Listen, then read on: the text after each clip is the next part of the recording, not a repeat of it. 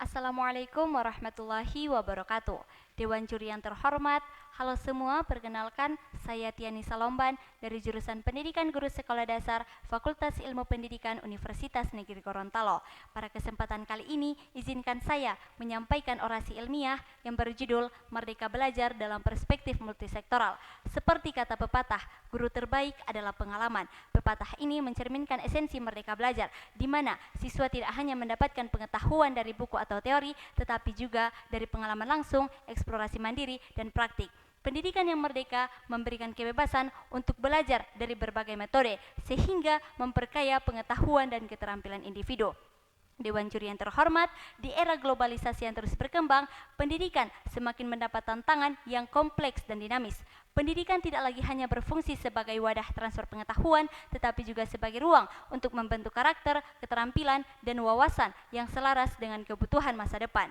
Salah satu inisiatif yang sangat relevan dalam konteks ini adalah konsep Merdeka Belajar, di mana konsep ini bertujuan untuk memberikan kebebasan dan fleksibilitas dalam sistem pendidikan Indonesia, baik bagi siswa, guru, dan maupun institusi pendidikan.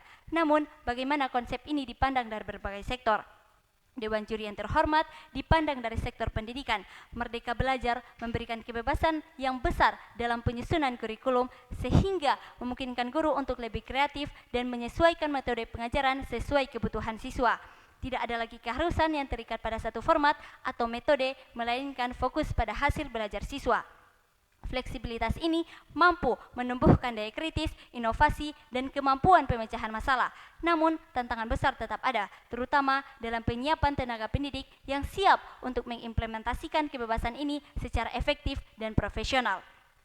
Selanjutnya dipandang dari sektor ekonomi, melihat Merdeka Belajar sebagai upaya meningkatkan kualitas sumber daya manusia yang berdaya saing, yang dimana lulusan diharapkan mampu memiliki kemampuan adaptasi yang tinggi terhadap dinamika pasar dan teknologi.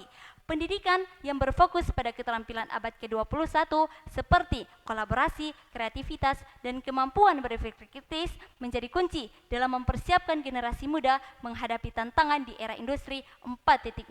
Dengan demikian, Merdeka Belajar bisa menjadi motor penggerak bagi pertumbuhan ekonomi berbasis pengetahuan. Tak hanya itu, Dewan Juri, dipandang dari sektor sosial, Merdeka Belajar berperan penting dalam pemerataan akses pendidikan yang berkualitas.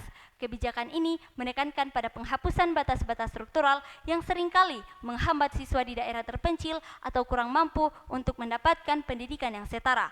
Melalui kebijakan ini, diharapkan terjadi percepatan dalam peningkatan kualitas pendidikan di seluruh pelosok negeri. Tantangan sosial seperti kesenjangan akses teknologi tentu menjadi PR yang harus segera diatasi agar Merdeka Belajar dapat diterapkan secara adil dan merata. Dan yang terakhir, dipandang dari sektor teknologi yang juga sangat relevan, di mana di tengah pesatnya perkembangan teknologi informasi, Merdeka Belajar membuka peluang untuk memanfaatkan teknologi secara optimal dalam pembelajaran.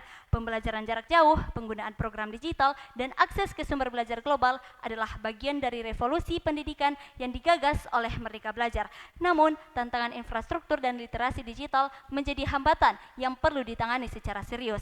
Dewan juri yang terhormat, dapat disimpulkan bahwa Merdeka Belajar bukan hanya sekedar kebijakan pendidikan, melainkan suatu gerakan transformasi yang melibatkan berbagai sektor. Masing-masing sektor memiliki peran strategis untuk mendukung suksesnya kebijakan ini, sehingga kolaborasi multisektoral adalah kunci utama agar semangat Merdeka Belajar ini benar-benar dapat dirasakan oleh seluruh elemen bangsa dan mampu memajukan Indonesia di kancah global. Terima kasih, saya Tiani Salomban. Wassalamualaikum warahmatullahi wabarakatuh.